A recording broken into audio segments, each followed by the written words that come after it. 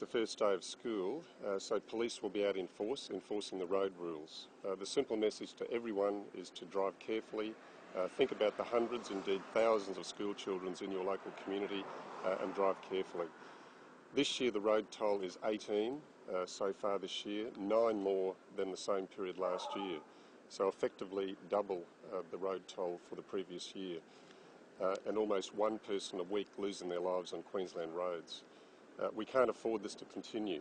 We need people to abide by some basic safety messages. Wear your seatbelts, don't drive tired, don't drink and drive, and don't speed. If people simply abide by those 4 simple rules, we know we can dramatically reduce the road toll. Tomorrow is the first day of school. Police will be out in force. Please be careful. Think of the thousands of children whose safety is in your hands, and you can make a difference. Thanks, Minister, and thanks everyone for being here this morning. This year has got off to the worst possible start. I wouldn't have believed that here we are 3 weeks into the year and we're already double the road toll. 18 people killed, that's 9 more than at the same time last year. In 2011 the road toll totally was 269, which was 20 more than in 2010, and here we are 3 weeks into the year. We're almost half of that already, you know, in terms of the increase. It's just completely unnecessary, it's avoidable, and it's quite frankly, it's quite unacceptable. So we'll do all we can, but we do appeal to the public to support us in terms of the fatal 4, obviously, speeding, drink driving, wearing seatbelts and not driving while you're fatigued, and paying attention, not using mobile phones or texting messages, as well just patience and courtesy and obeying the road rules, all of those things. Can I endorse the Minister's comments as well about first day back at school tomorrow, and ask people to remember as well that there'll be many children starting school for the first time tomorrow, and although they'll probably be with parents, we particularly ask people across the state in school zones tomorrow to exercise great care, patience, tolerance and understanding, and be aware that there will be an greatly increased volume of traffic. And the final thing I'd like to ask is this.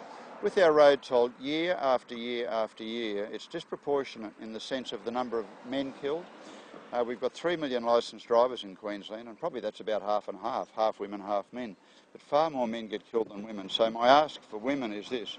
If you're a mother or a grandmother, a wife, a partner, a sister, annoy them. Just keep trying to reinforce with them those messages about road safety.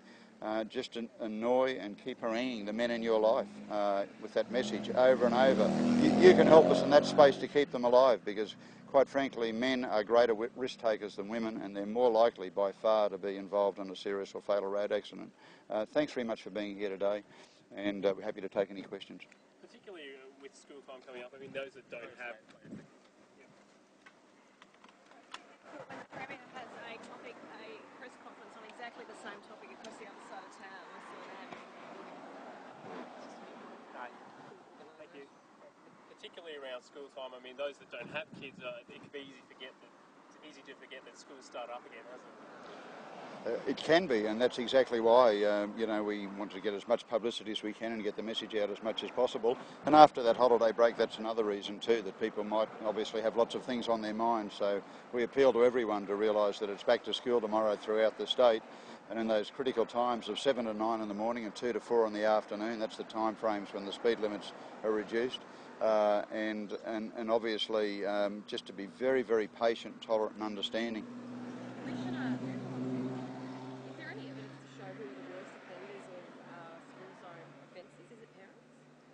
I'm sorry, is there any evidence whatsoever to show who are the worst offenders in school zones? Is it parents or is it people driving home?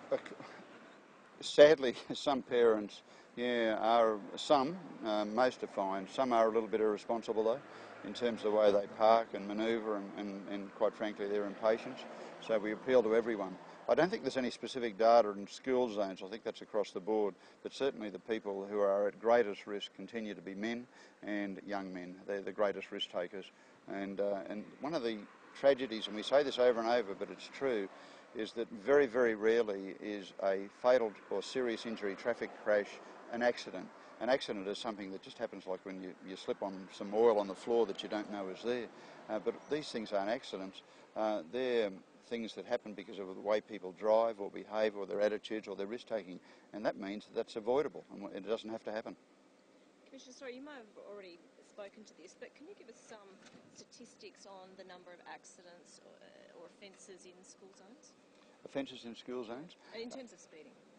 Well, we can come back to you with that, absolutely. But I think that the point is that it is such a high-risk area and such a sensitive area that any excessive speed or people not paying attention is really critically important to us. And of course that's why, you know, the zones are there, and that's why, as I understand it, there's an increased campaign this year for better signage, and that will occur in southeast Queensland over the next few months.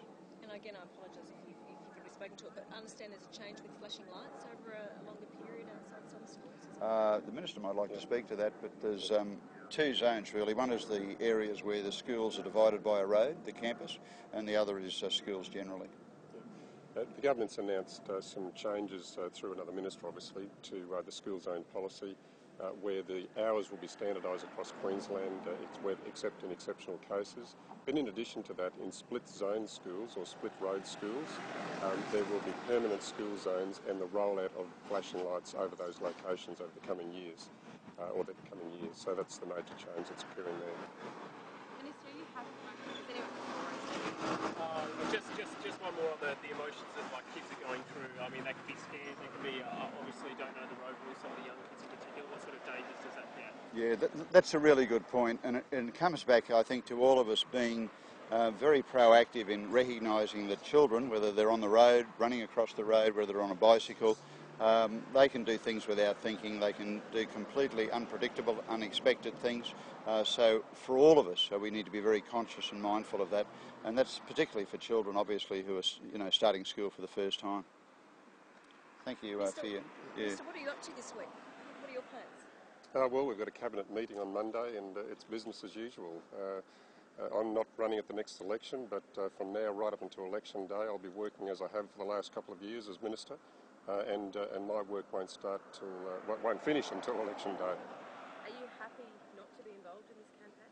I'll be actively involved in the campaign. I'll be not only supporting